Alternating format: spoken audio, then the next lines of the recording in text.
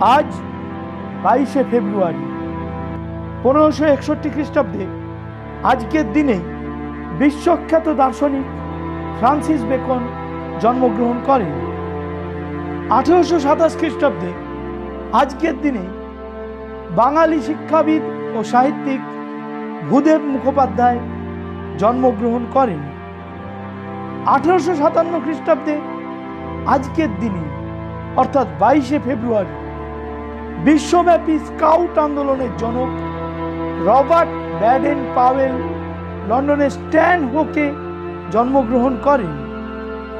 1873 খ্রিস্টাব্দে আজকের দিনে মহাকবি মোহাম্মদ ইকবাল জন্মগ্রহণ করেন।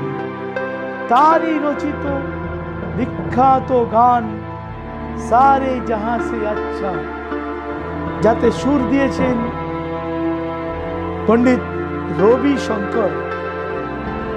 1906 খ্রিস্টাব্দের 22শে ফেব্রুয়ারি প্রখ্যাত বাঙালি সাহিত্যিক ও রাজনীতিবিদ এবং 2 দফায় কেন্দ্রীয় শিক্ষামন্ত্রী হুমায়ুন কবির জন্মগ্রহণ করেন।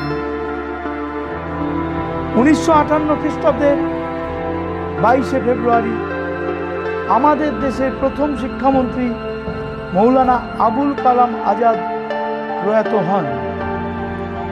2011 খ্রিস্টাব্দের 22শে ফেব্রুয়ারি নিউজিল্যান্ডের ক্রাইস্ট চার্চের ভূমিকম্পে প্রায় 200 জনের মৃত্যু হয়। রিক্টার স্কেলে ওই ভূকম্পনের মাত্রা ছিল 6.3।